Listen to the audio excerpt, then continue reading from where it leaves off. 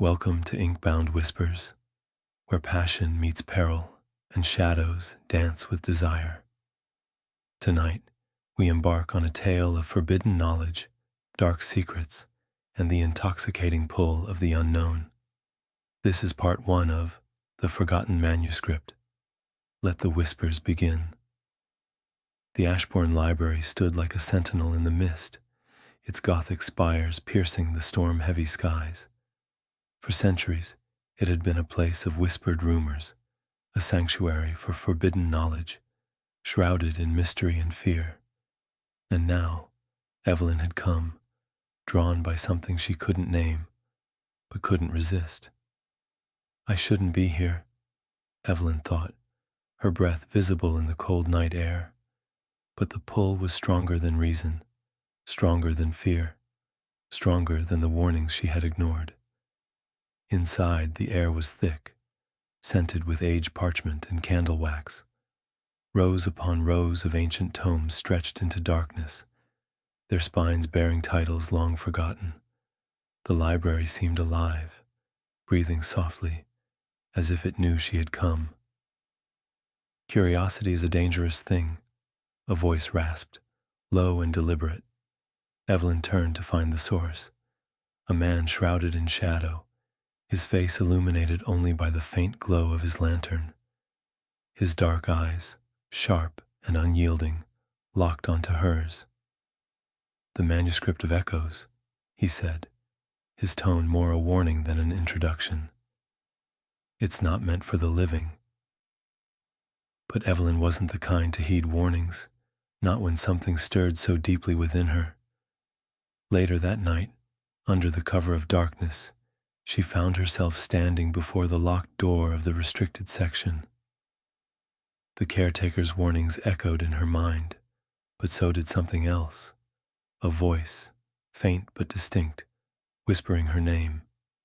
The room beyond was colder, darker. Shelves loomed like sentinels, and in the center, a single table held a book unlike any she had ever seen. The Manuscript of Echoes. It glowed faintly, its leather cover pulsating as if alive.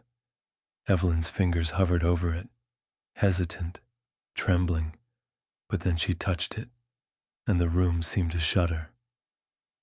As she opened the book, the ink on the pages swirled, rearranging itself into words meant just for her. Her name was the first to appear, written in elegant, flowing script, Evelyn Fairborne. She gasped, her heart pounding as a second line followed. "You cannot escape what binds you." The words seemed to reach into her very soul, stirring something she hadn't felt in years.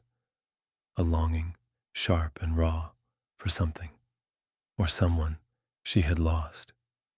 The pages turned on their own, revealing an image. Her fingers froze. It was him. The man she had loved. The man who had vanished. His face stared back at her from the page, etched in ink so lifelike it seemed he might step out of the book. Before Evelyn could comprehend what she had seen, the library came alive. The walls seemed to pulse, the whispers growing into a cacophony. And then, a scream, low, guttural, and filled with pain. It was the caretaker. She tore her eyes from the book and ran toward the sound, the manuscript clutched tightly to her chest. Her footsteps echoed in the empty corridors. But as she turned a corner, she froze. There, in the flickering glow of a lantern, stood the caretaker. His eyes were wide, his face contorted in terror, and his trembling finger pointed toward Evelyn. "You've doomed us all," he whispered, before collapsing to the ground.